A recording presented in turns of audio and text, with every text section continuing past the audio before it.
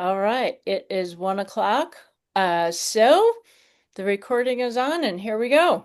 Good afternoon, and welcome to the second Saturday seminar series.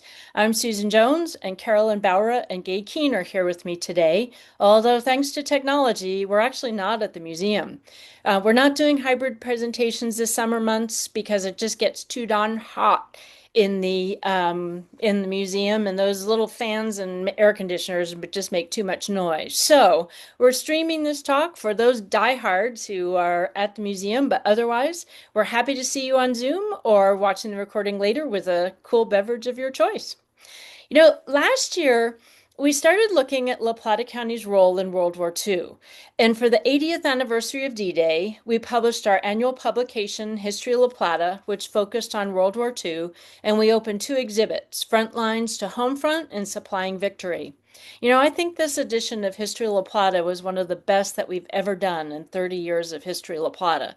And I think all of us who did the research and work feel that it was a really meaningful publication for us, and we're glad we did it.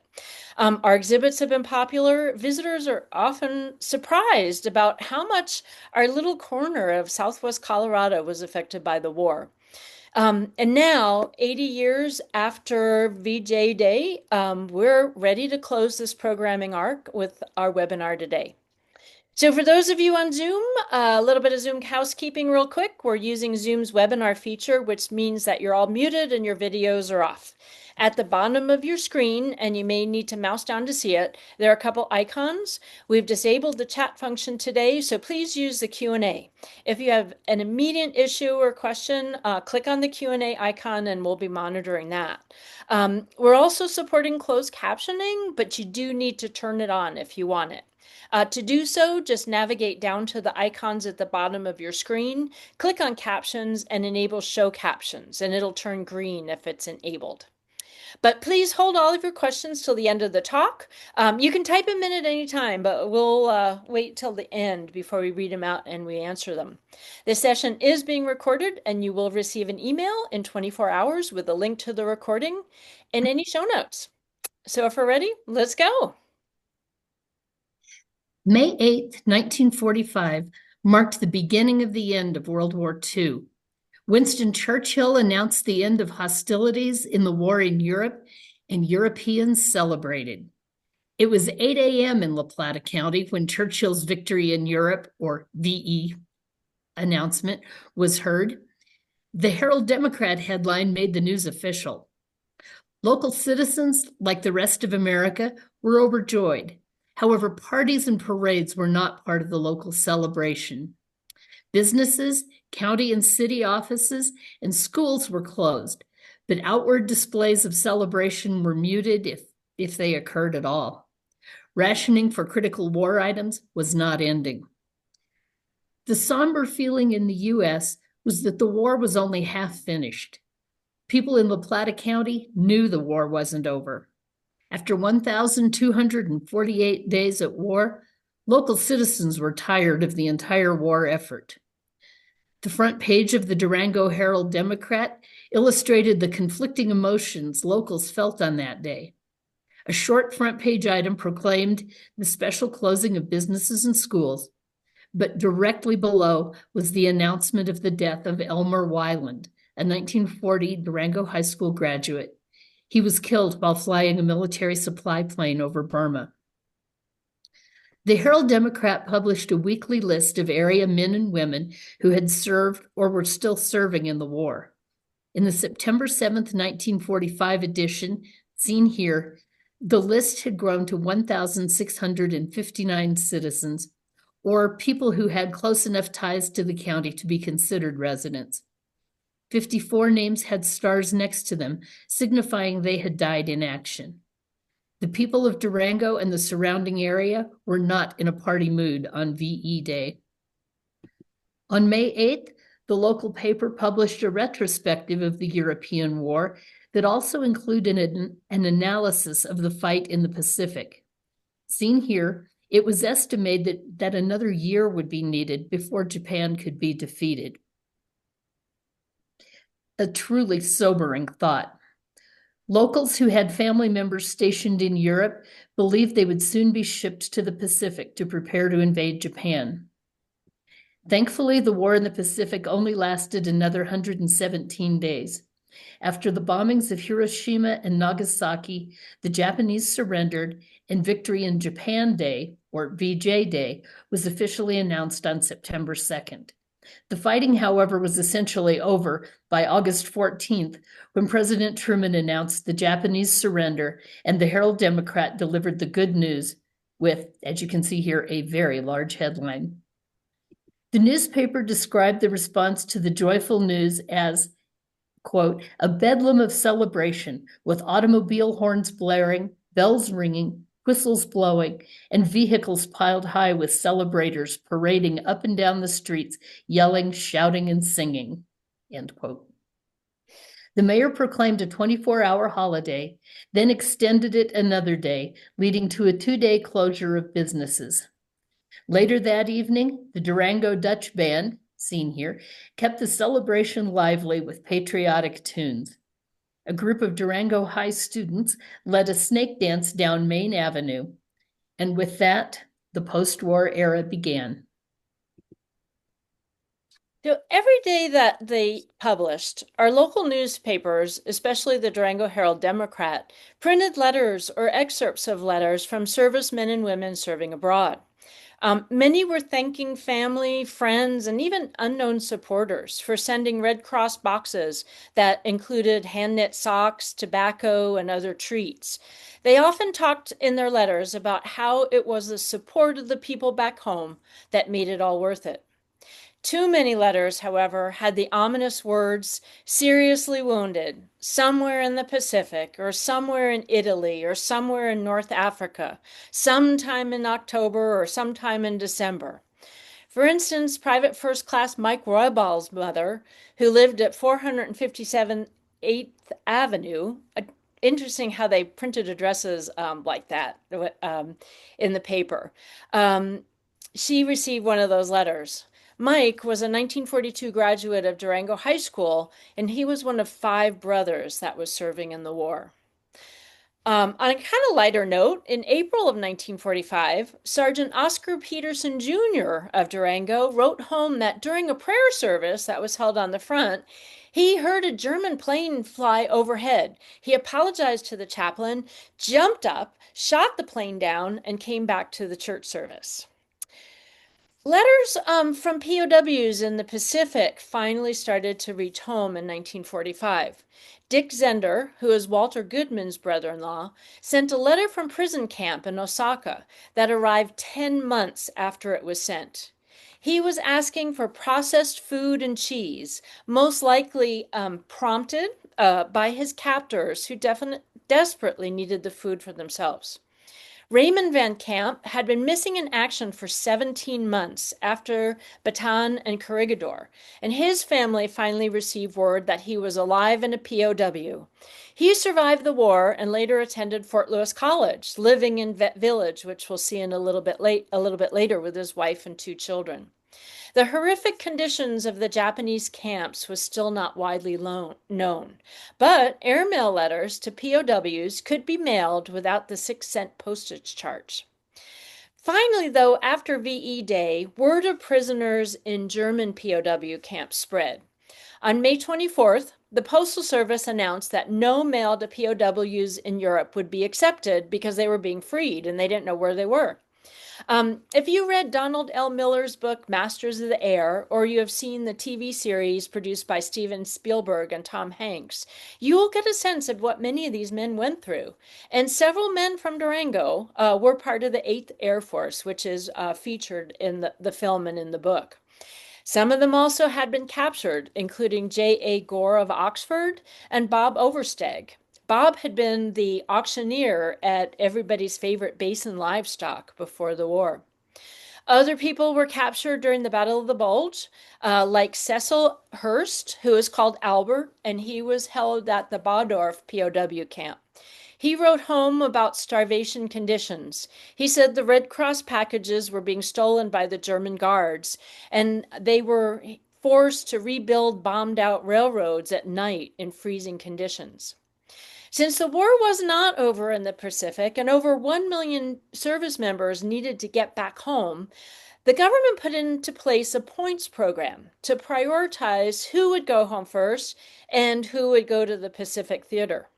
On May 10th, Truman reluctantly signed a new draft bill targeted at 18-year-olds and also ensuring them that they would get 6 months of training before they were sent off to the front.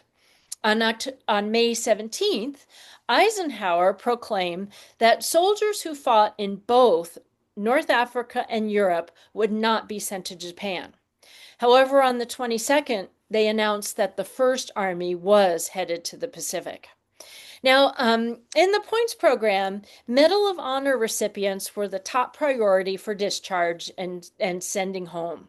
Otherwise, a serviceman had to have 85 points to go home, and women needed 45 points. You received 1 point for each month served since the first peacetime draft that happened in September of 1940, and there were some Durango folks that were drafted then. You would also get an extra point for each month you served overseas. If you had a Bronze Star or any other decorations, you got an extra 5 points. You also got 5 points for each wound or Purple Heart. And if you had children under 18 at home, you got an extra 12 points per child up to three. So very slowly, it seemed to them, everybody who was ready to come home, they did. Lieutenant Jackson Clark, who fought at the Battle of the Bulge, didn't get his final discharge until Christmas 1945. Sergeant Hubert Hansen, who spent 3 years in Europe and had 102 points at his discharge in September 1945, returned to his home at 666 Fifth Avenue and told the Herald Democrat that he wanted only sleep and sports on his return. But meanwhile, back on the home front, Back on the home front, people had been dealing with rationing. Let's take a quick look at how that rationing began. January 1942, tires were the first item to be rationed. February 1942, automobiles were rationed. Spring 1942, sugar rationing began. May 1942, gasoline rationing began.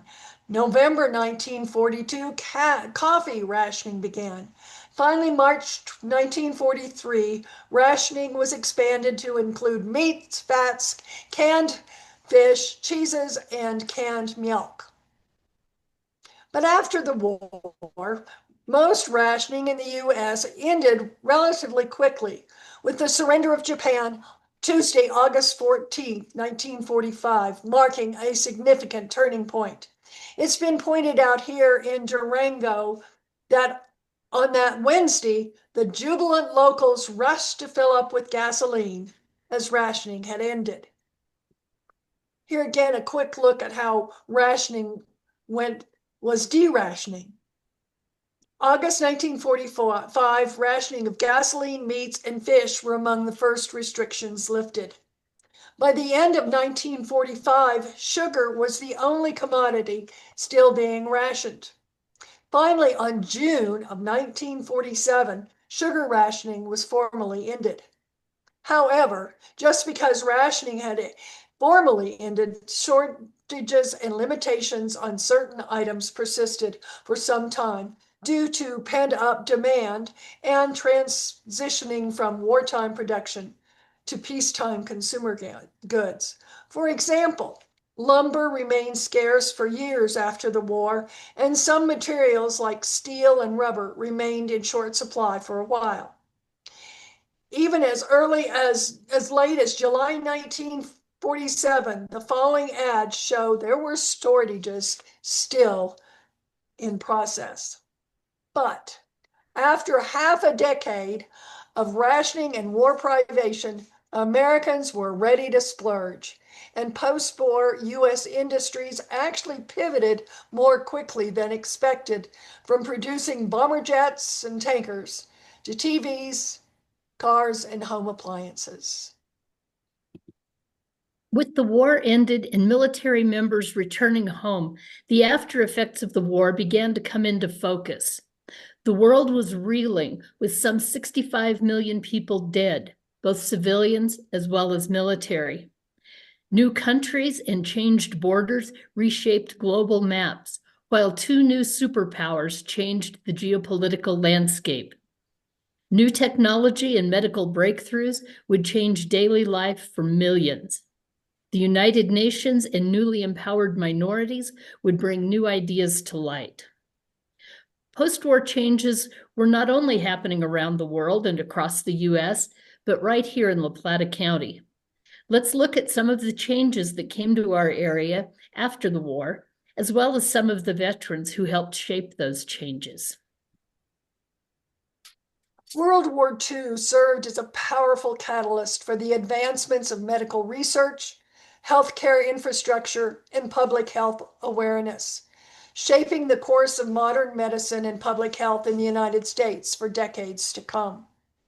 By the end of World War II, more than 59,000 Army nurses and 14,000 Navy nurses had volunteered to serve alongside 50,000 physicians. They came home after the war with hard-earned knowledge on treating wounds, pneumonia, and preventing various infections and illnesses. Nurses like Helen M. Aspis, who grew up on a ranch in Breen. After completing her nurse's training at Mercy Hospital of Denver in 1942, she enlisted in the Army as a second lieutenant. She served in England, Belgium, northern France. She returned to civilian life in 1945.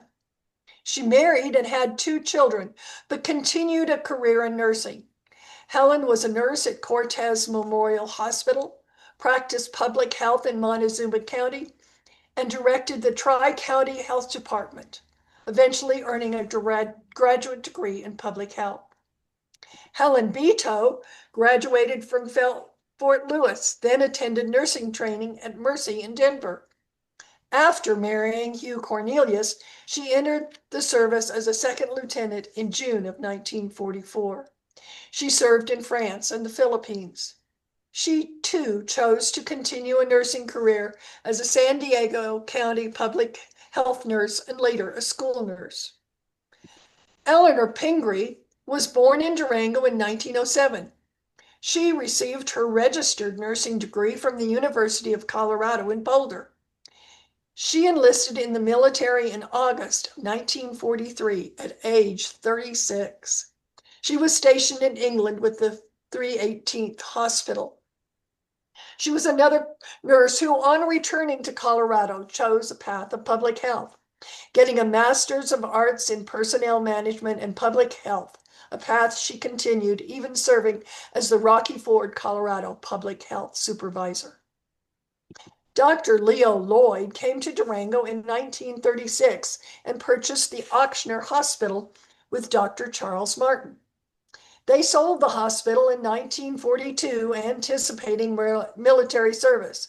And sure enough, by June 1942, Dr. Lloyd was in Denver at Fitzsimmons as a captain in the Medical Corps.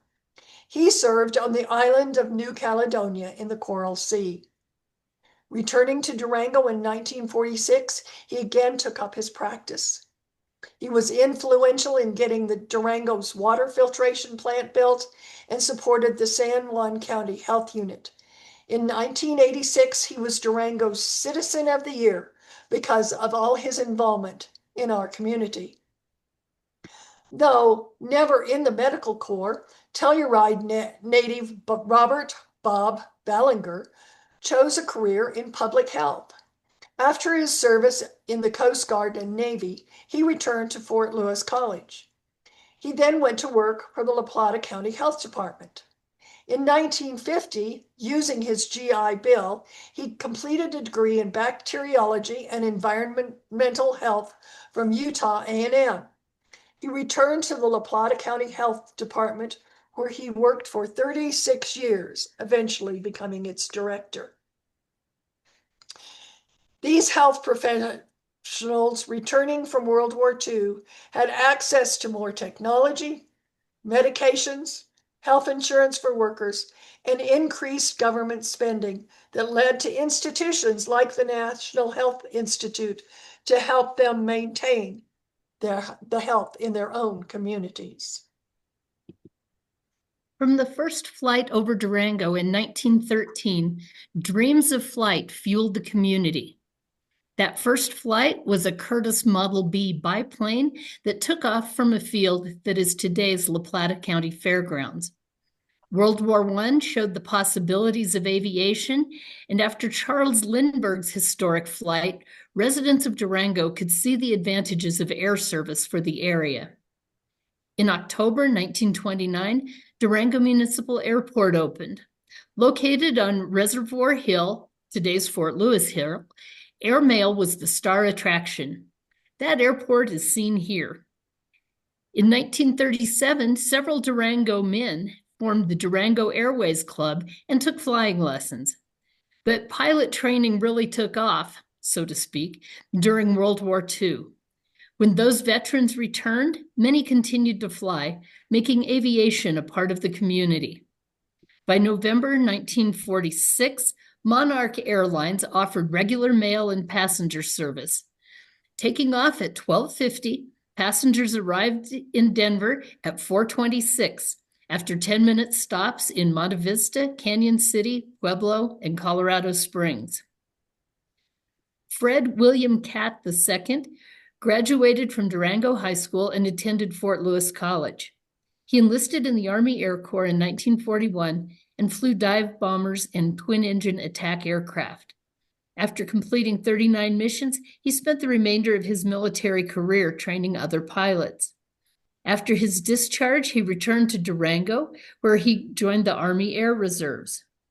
In 1947, Fred partnered with E.D. Arndt in the La Plata Flying Service of Durango, teaching veterans to fly. He trained more than 75 pilots before leaving the partnership that year to become ground operations manager for Monarch Airlines, which later became Frontier Airlines. He also flew local charters until 1950, the year the airport moved to its current location. Fred trained as a Civil Air Patrol pilot in 1951 and flew search and rescue missions while serving as airport manager in Monte Vista, Cortez, and Durango. He also served on the Airport Commission. La Plata County aviation veteran Horace Buchanan entered the Navy in the early 1930s. When the U.S. entered the war, he began training pilots. By April 1943, Horace was a captain for Western Airlines, flying priority government cargo between Salt Lake City, Edmonton, Canada, and Fairbanks, Alaska, for the Air Transport Command. He remained active in the Civil Patrol. In 1943, he participated in a 3-day tour for pilots from the flatlands, learning to fly over mountainous terrain. Horace led the group of 50 planes from Grand Junction, west of the La Platas, over Cortez and Mancos, and then to the Durango airport. Following the war, Horace returned to Durango and continued to fly for the Civil Air Patrol. He was credited with piloting numerous Mercy flights from the San Juan Basin. In 1942, local veteran Charles L. Murray was sent to Alamosa, Colorado, to train pilots at the Alamosa Army Airfield, followed by a posting to California. Charles was discharged in late 1944. Then he and his wife returned to Durango and reopened their Motor Inn court. Charles began instructing civilian pilots in conducting charter flights. He was killed while flying a charter flight to Cody, Wyoming, and the investigation determined that mechanical failure had caused that crash. From commercial airlines to search and rescue and medical flights, Durango owed a debt of gratitude to the pilots who brought their skills home to benefit the community. The GI Bill significantly impacted Colorado after World War II, enabling many veterans to pursue education. Veterans flocked to Colorado institutions, including Fort Lewis, boosting enrollment numbers. By 1947, 49% of students enrolled in American colleges and universities were veterans. Fort Lewis saw an increase in enrollment as it participated in the World War II rehabilitation program to help severely injured soldiers prepare for occupations. A veterans village, as shown here, was even constructed on campus. An expanded farming program included on and off campus classes.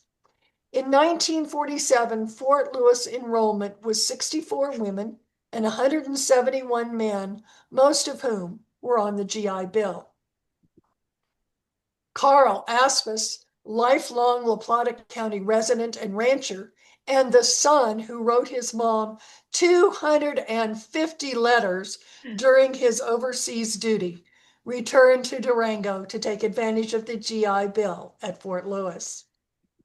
Albert Gunn Red of the Southern Ute tribe enlisted in the Army in June of 1942 and spent 15 months with his infantry division fighting in Africa, Sicily, Salerno, and Anzio.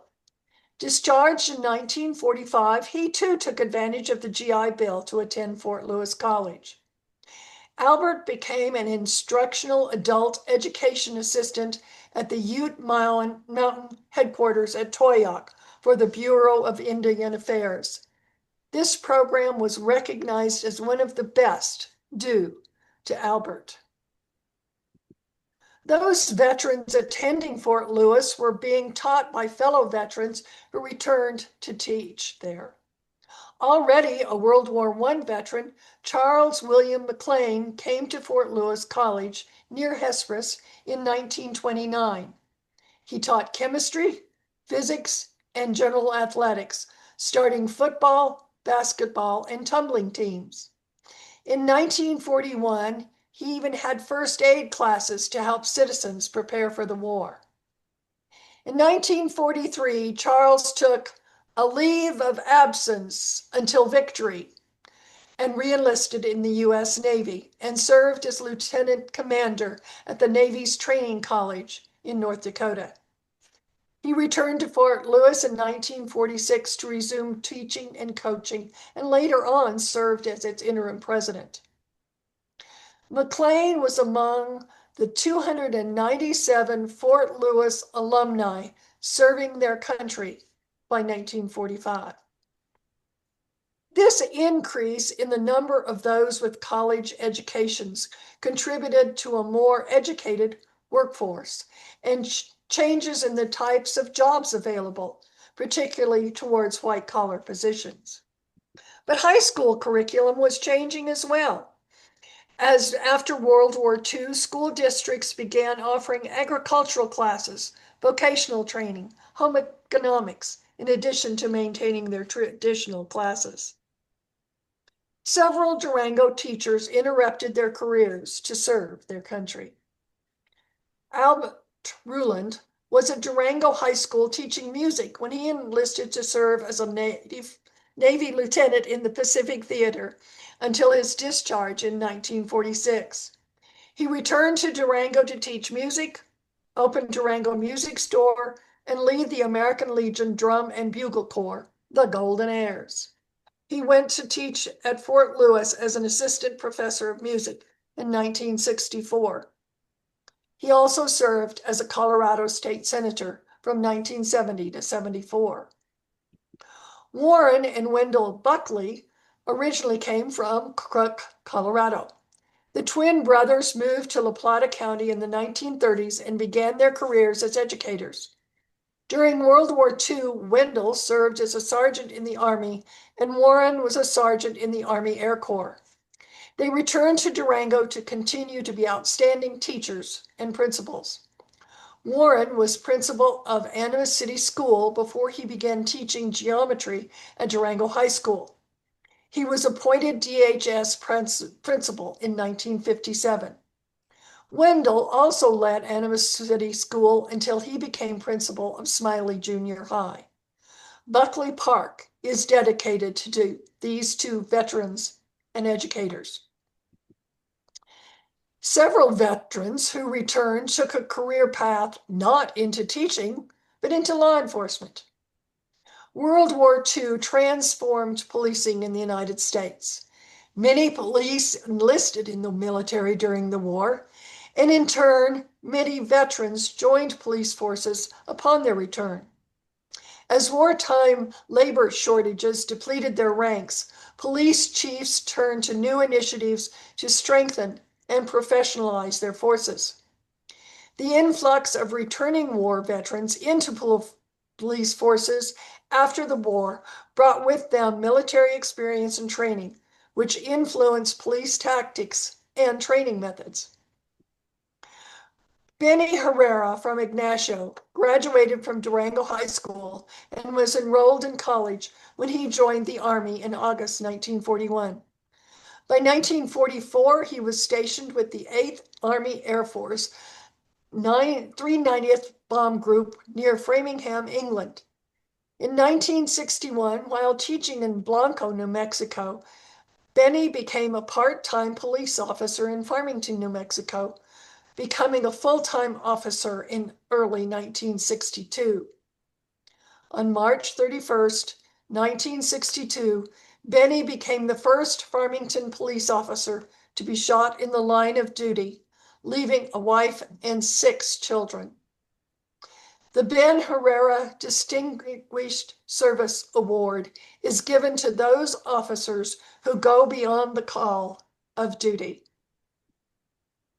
Alma Stronsky moved to Durango in 1923.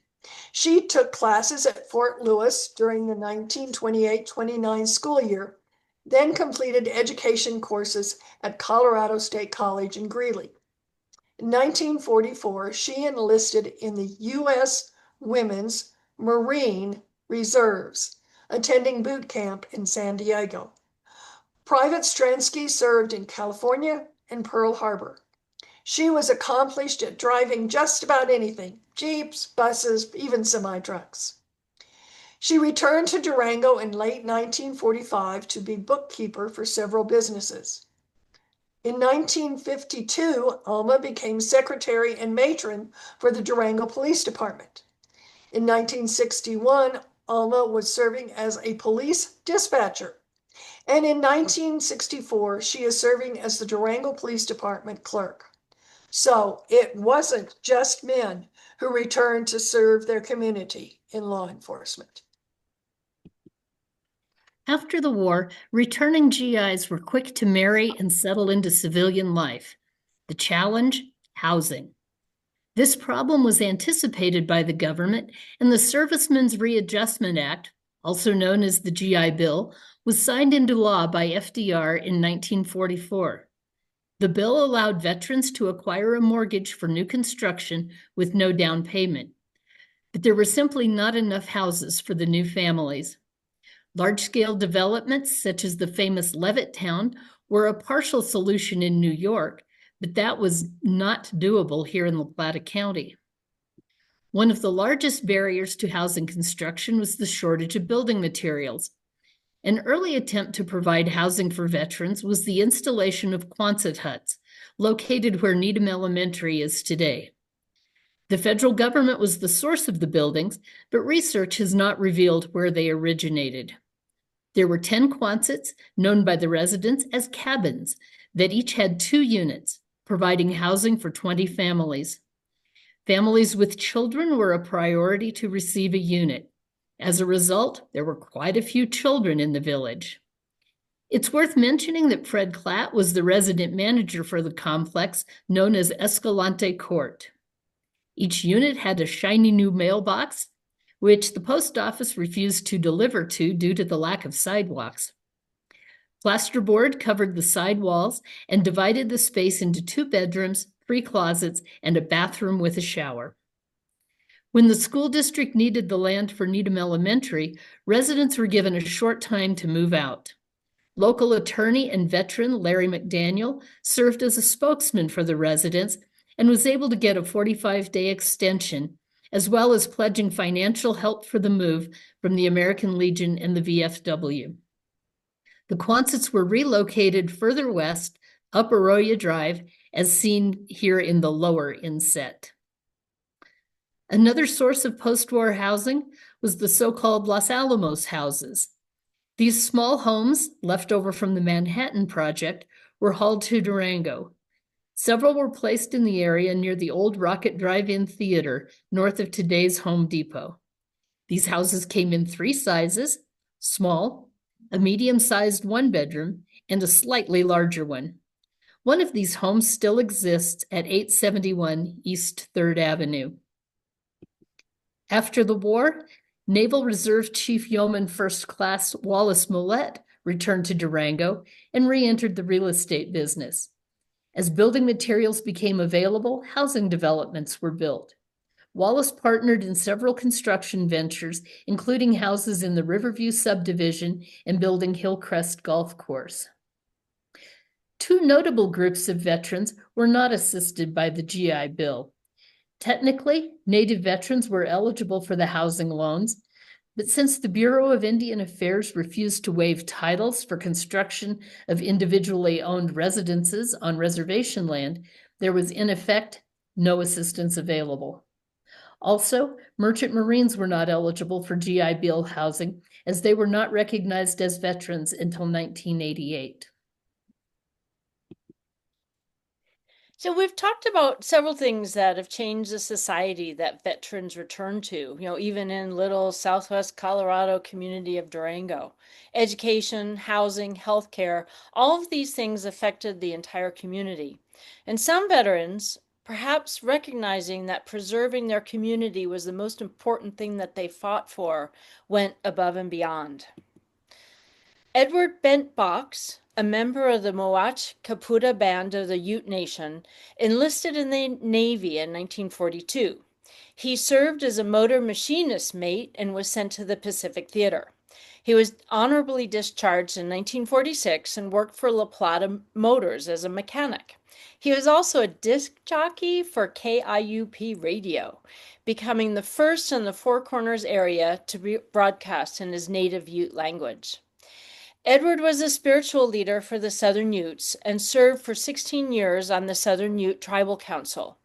He served on the Committee of Elders for the American Indian Science and Engineering Society, was a member of the Indian Arts and Crafts Association, the Southern Highland Craft Guild, and was chief of the annual Bear Dance ceremonial for 38 years.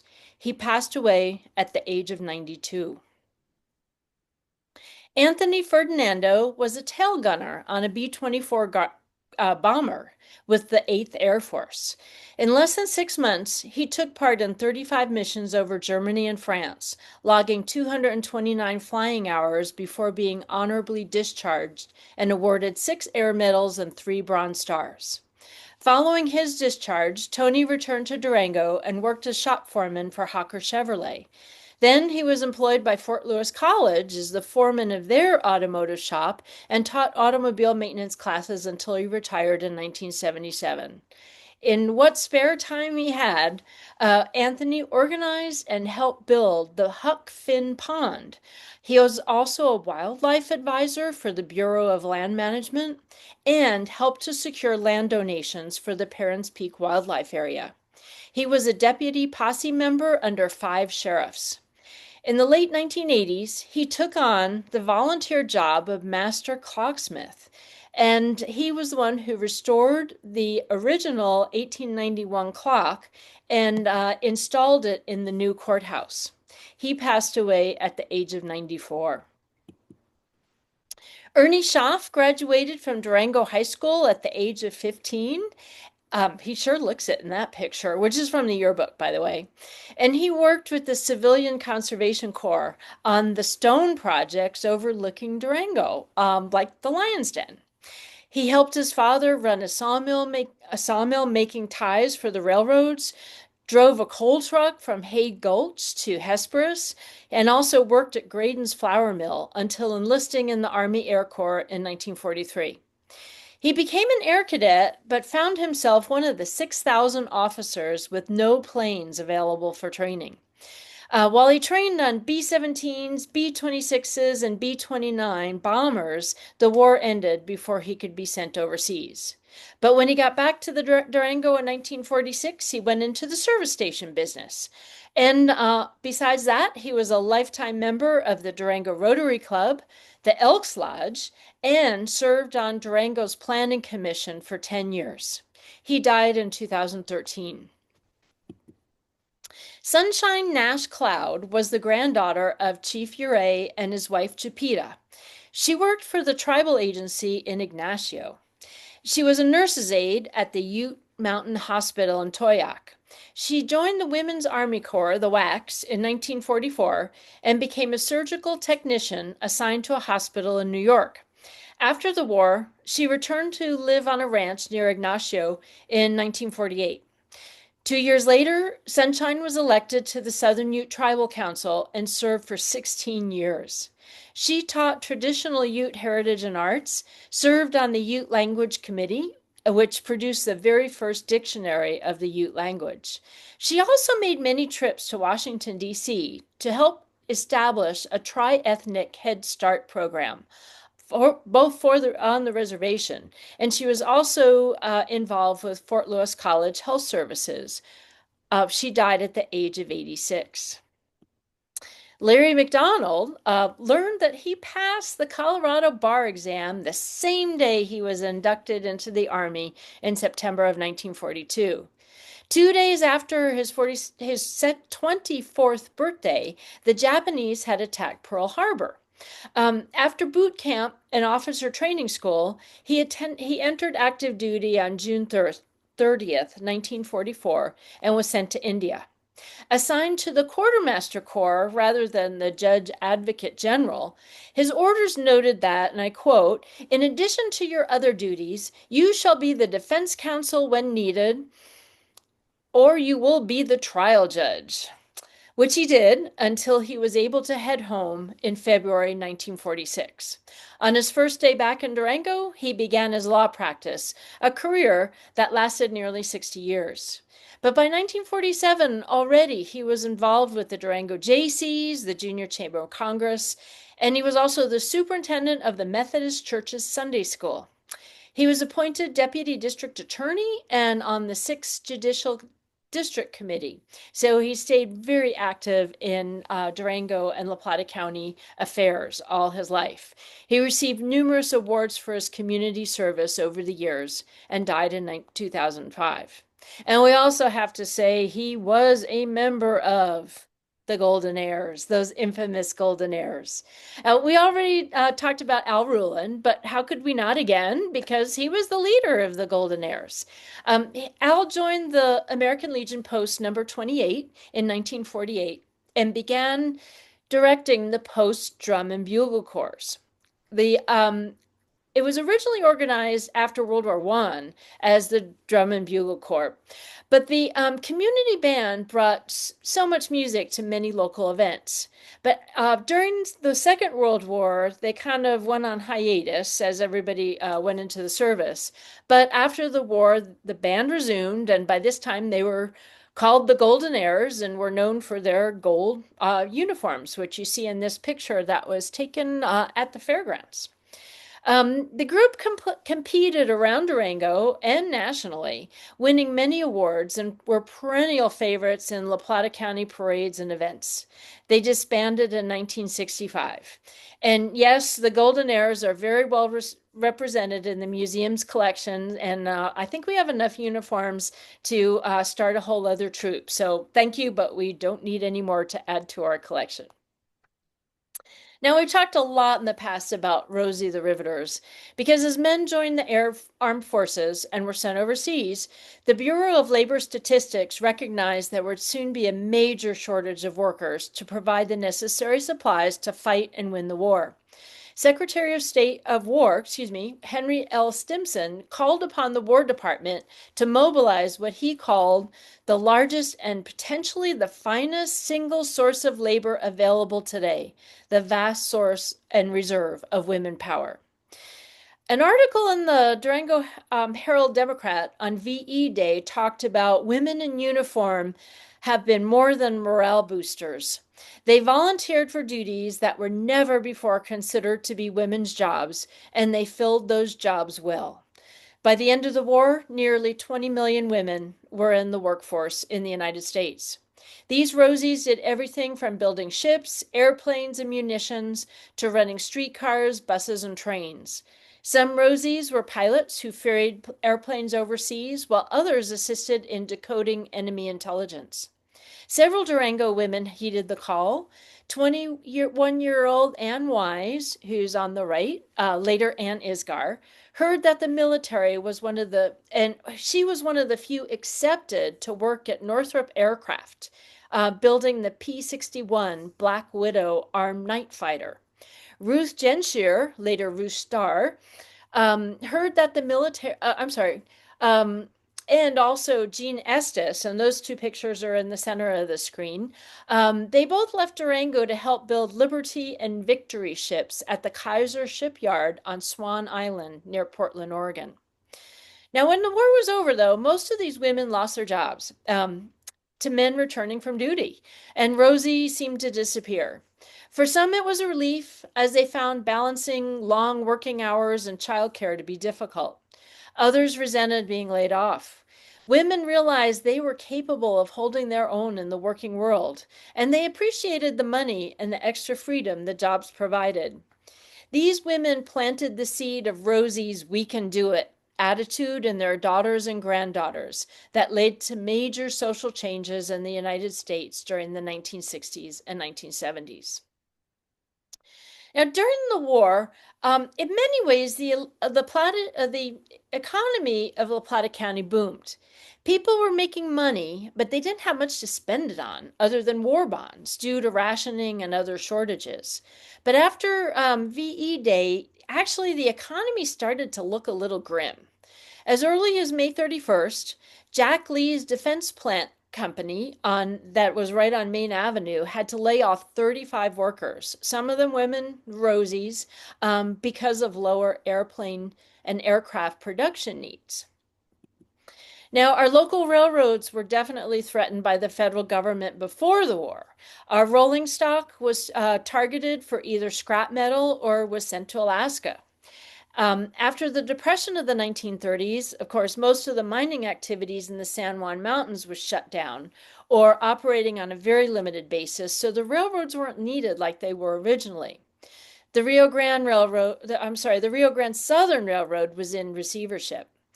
The Silverton branch was in pretty bad shape too. It was added to the requisition list. And when the war broke out, before the war broke out, local governments were worried about the loss of tax revenue without the railroads.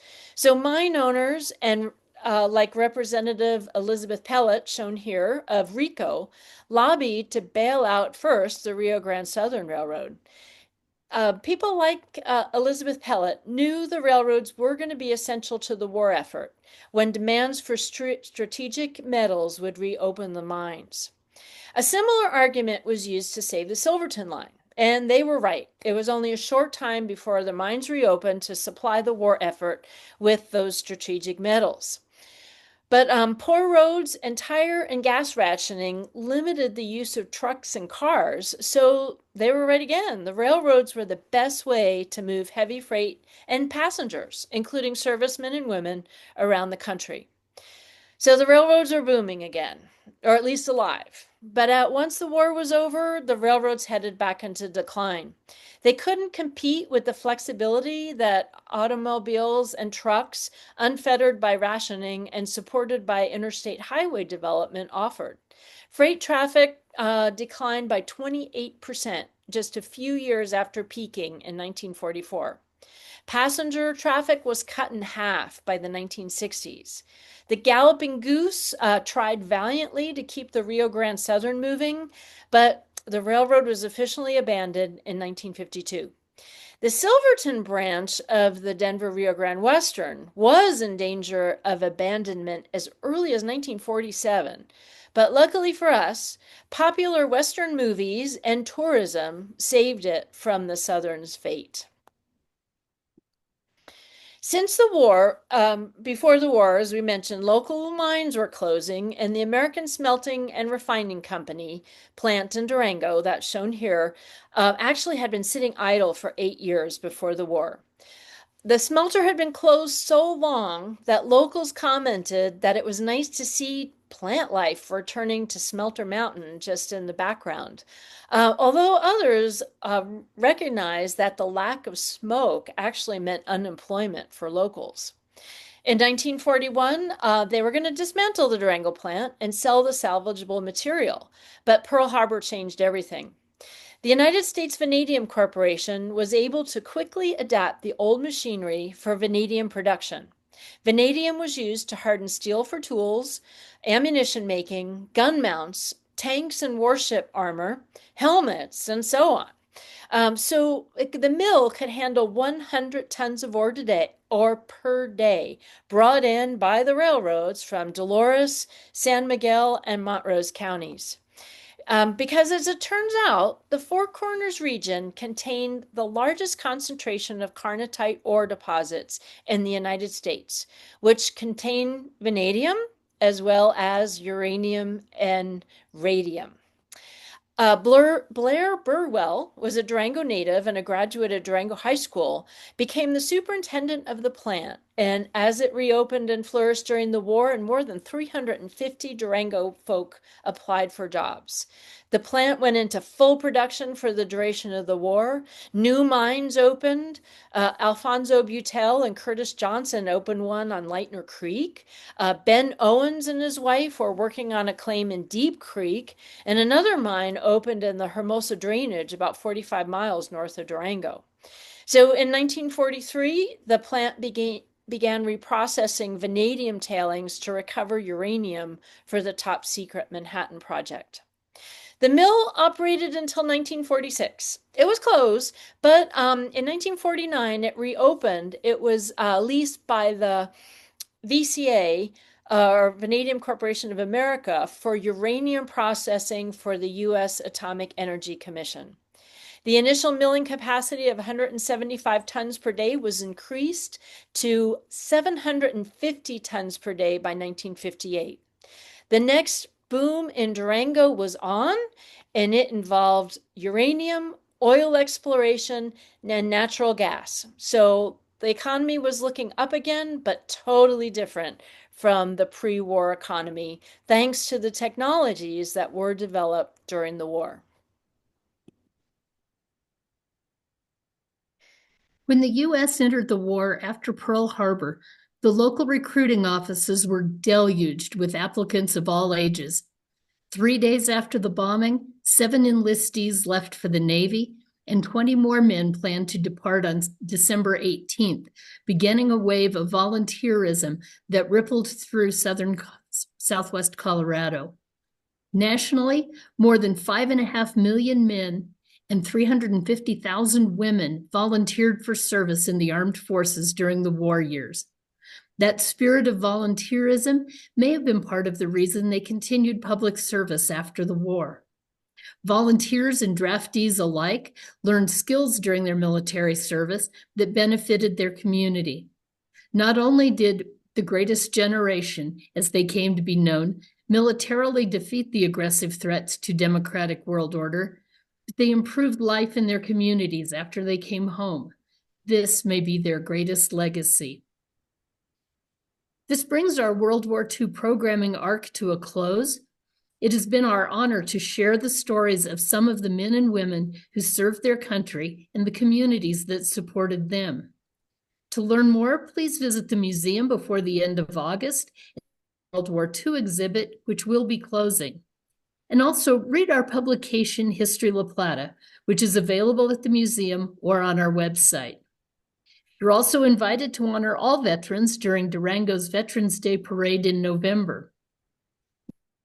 Else will be offering a special recognition of local World War II veterans. We also encourage you to seek out the World War II stories from your own family and capture them for future generations. All right. Do we have any questions? Please feel free to type them into the Q&A and we will answer them to the best of our ability or get back with you later. And if we don't have any questions, or while you're thinking of questions, I'm going to just do some quick shameless self-promotion. The museum is open to the public on Tuesday, Thursday, and Saturday from 10 to 4, and Wednesday and Friday from 1 to 4.